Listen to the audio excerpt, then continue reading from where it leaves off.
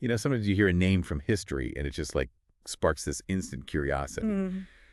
That's Jane Seymour for me. Yeah. Henry VIII's third wife. Right. The one who finally gave him a son but died just days later. Yeah.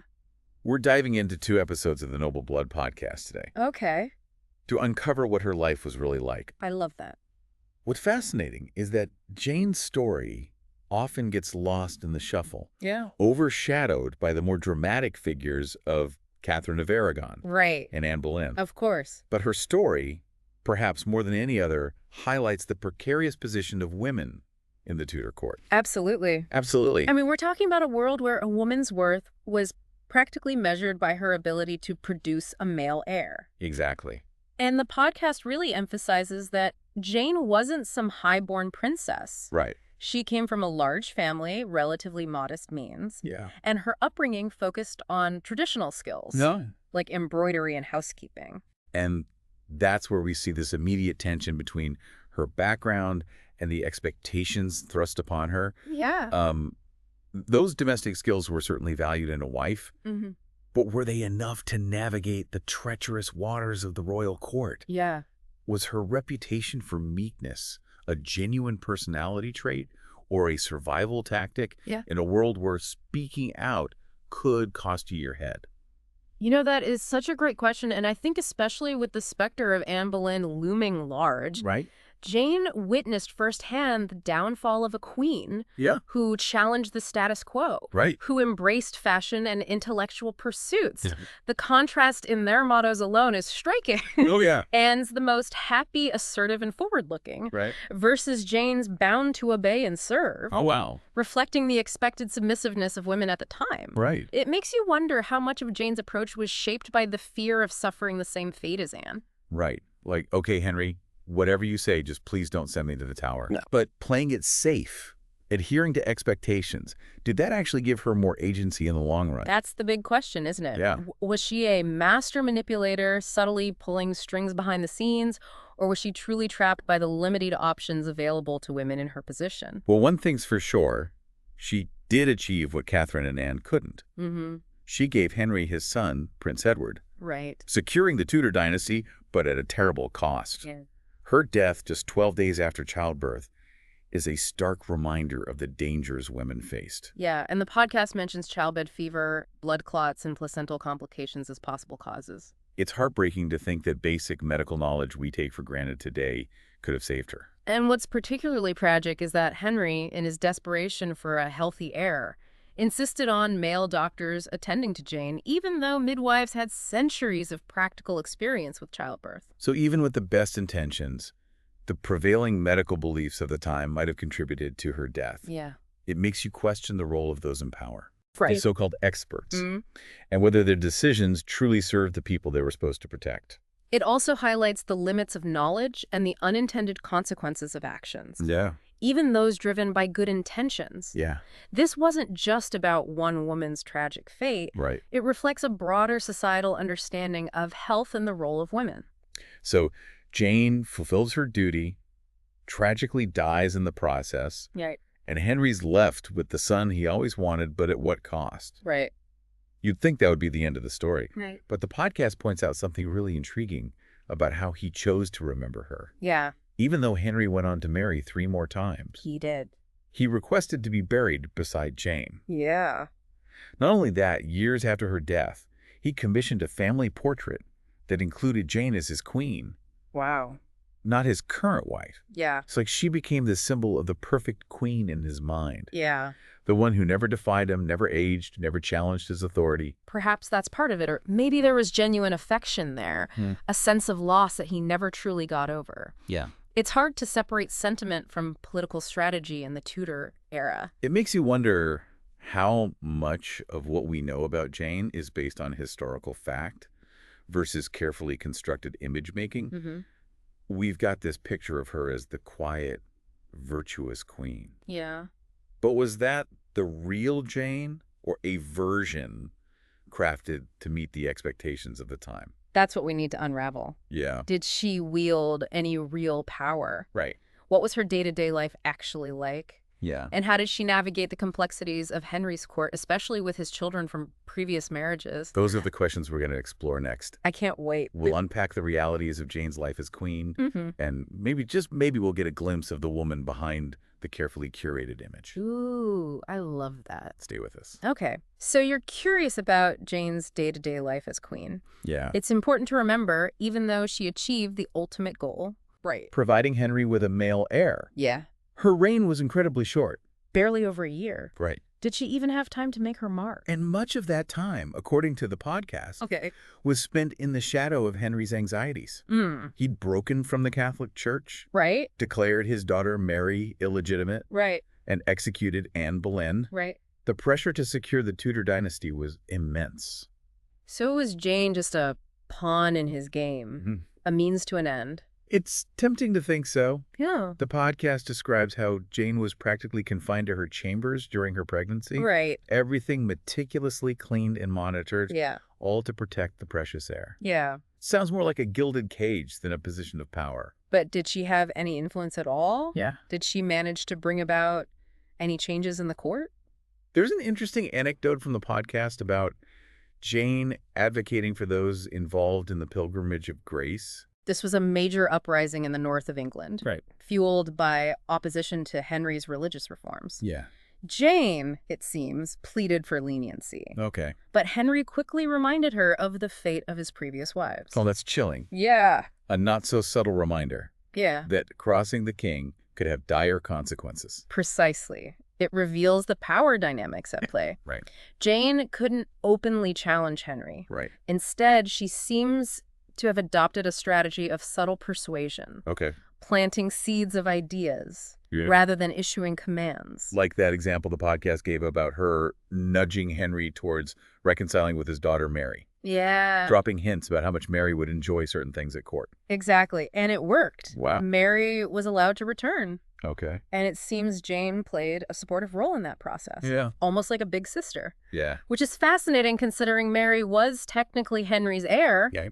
Before Edward was born. So maybe not a power player in the traditional sense, but someone who understood the art of influence. Yeah. It definitely adds another layer to her personality. Yeah.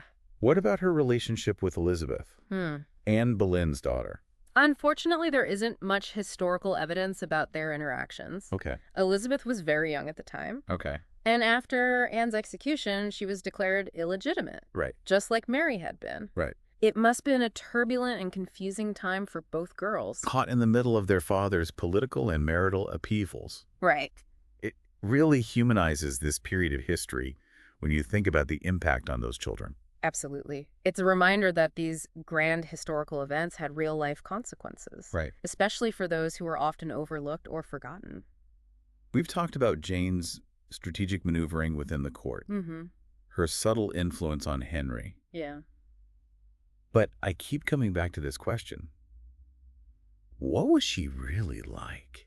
The podcast portrays her as this quiet, virtuous figure, almost saintly. Yeah. Is that an accurate portrayal or just a romanticized version of history? It's a great question. Yeah. And one that historians continue to debate. Right. We have limited sources from Jane herself. Yeah. Mostly letters and accounts from others. Okay. And those accounts are often filtered through the lens of Tudor politics. So it's possible we're only seeing a carefully constructed image.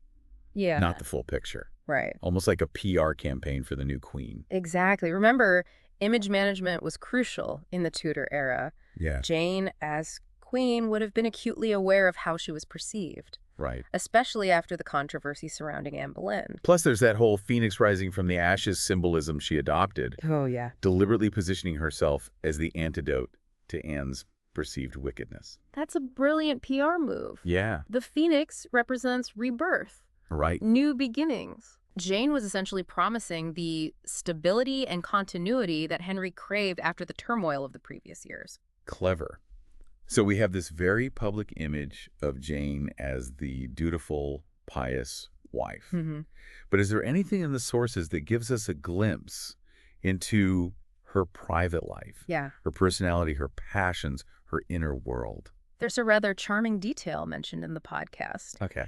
Henry took up embroidery, Really? a hobby that Jane excelled at. Wow. Can you imagine the king, known for his larger-than-life personality, patiently threading a needle? That's hilarious. It's hard to picture. Right. Do you think he was genuinely trying to connect with her?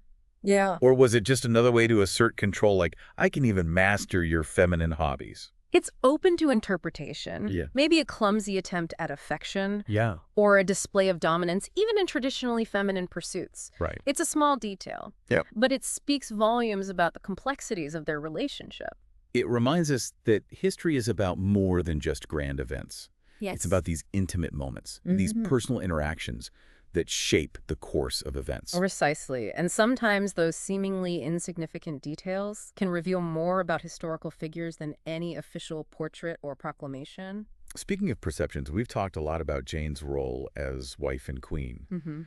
But the podcast also touched on this idea of her as a martyr, Yeah. sacrificing herself to give Henry an heir. Where did that narrative come from, and is there any truth to it? The idea of Jane as a martyr emerged later, Okay. partly fueled by romanticized accounts of her death. Okay. There's this poignant image of her choosing to save her son's life over her own. Right. The podcast mentions some stories claim she opted for a cesarean section knowing it could be fatal. Exactly. But historians generally agree that those accounts are likely embellishments. Okay. Cesarean sections were extremely rare in that era. Yeah. And there's no evidence to support that claim. So the martyr narrative is more fiction than fact. It seems that way. A way to romanticize her death and add a layer of heroism to her story. But it's interesting to consider why that story took hold. Yeah. Perhaps it was a way to make sense of a tragic death, to give it meaning beyond just complications of childbirth. It transforms her from a passive figure who happened to give Henry a son into someone who actively chose to sacrifice herself for the good of the kingdom. Exactly. It elevates her to almost mythical status. Yeah. And it makes me wonder if that idealized version of Jane played a role in how Henry chose to remember her. Yeah. Did his guilt over her death, Right. his inability to save her, contribute to this romanticized vision? It's a fascinating thought. Yeah, Did he need to believe that her death had a higher purpose, right. that it wasn't in vain? Perhaps, or maybe he simply clung to the memory of the wife who had fulfilled his deepest desire, Yeah. even though it cost her life. The complex mix of emotions, for sure. It is. And it raises the question, how much did Henry really know about the woman he chose to spend eternity beside? Yeah. Did he love her for who she was or for what she represented? It's the million-dollar question. Yeah. And it's one that'll likely continue to intrigue historians and history buffs for centuries to come. Okay, so we've covered a lot about Jane's time as queen. We have. The challenges, the power dynamics, her attempts at influence, the construction of her public image. Yeah. But there's one piece of the puzzle I'm still eager to explore. Oh, and what's that? Her legacy. Okay. How did Jane's brief reign impact the Tudor dynasty? What happened to her son Edward? Right. And what lasting mark, if any, did she leave on English history? Excellent questions. Let's dive into those next. We've spent this deep dive unpacking the life of Jane Seymour from her quiet upbringing to her brief time as queen and tragic death. Yeah. It's a story full of intrigue and unanswered questions. Right. But now I'm curious about the bigger picture. Her lasting impact. What was Jane Seymour's legacy? On the surface, you might think it's pretty straightforward. Yeah. She's the queen who finally gave Henry VIII a son, Right. securing the Tudor dynasty. Her son became King Edward VI. Yeah. End of story. Not so fast. Oh, Edward's reign was tragically short. okay. He was only 9 when crowned and died at 15. Oh, wow. So in terms of a direct line of succession, Jane's influence is debatable. Wow. So even achieving Henry's ultimate goal, producing a male heir, didn't guarantee the Tudor line in the long run. Right. That's a bit of a twist. It is. Yeah. But Jane's legacy is more complex than just producing an heir. Okay. Remember how she subtly pushed Henry to reconcile with his daughters, Mary and Elizabeth? Yes, she played a part in bringing them back into the fold. Uh-huh. Didn't seem like a power move at the time, but maybe it was. It's interesting to consider. Yeah. Those daughters, initially deemed illegitimate by Henry, ended up ruling England. Right. Mary first attempting to restore Catholicism, followed by Elizabeth ushering in a golden age. So Jane's actions, even though subtle and indirect, may have paved the way for these powerful female monarchs. Not the legacy you'd expect for a queen known for her obedience. Exactly. Yeah. It challenges the traditional narrative. Right. And her influence may have extended even beyond her death. Okay. She was the only one of Henry's wives to receive a proper queen's funeral. The podcast described the elaborate procession, the mourners, the wax effigy. Yeah. A grand spectacle for a queen who seemingly preferred to stay out of the spotlight. It was a powerful statement. Yeah. It solidified her image as the virtuous, beloved queen in the public imagination. Right. Which brings us back to that question we keep coming back to. Yeah. Did Henry truly love her, or the idea of her? The perfect queen gone too soon. Easy to romanticize. His decision to be buried beside her, to include her in that family portrait years later, Right. it adds another layer of mystery. Yeah. Did he feel genuine affection for her, or was it tinged with guilt and a desire to rewrite the past? Maybe it was all those things. Yeah. It's a reminder that we can't fully understand historical figures. Mm-hmm. We only have fragments of their lives interpreted and reinterpreted over time. We're left with questions. Yeah. What was Jane Seymour truly like? Right. What did she want? Yeah. What would she think of her legacy? Yeah. These are questions we can ponder, but we may never have definitive answers. And that's the beauty of history, isn't it? Right. It sparks our curiosity, makes us question our assumptions, and leaves us wanting to dig deeper. Yeah. Jane Seymour might not have been the most flamboyant queen, but her story is a reminder that even those who operate in the shadows can have a profound impact. That's a great point to end on. Yeah. Jane Seymour's story is a reminder that history is full of surprises. There's always more to discover, more to question, and more to learn. Thanks for joining us for this deep dive into the life and legacy of Jane Seymour. Of course, my pleasure. We'll be back next week with another fascinating historical figure, so be sure to subscribe and join us then. Until next time.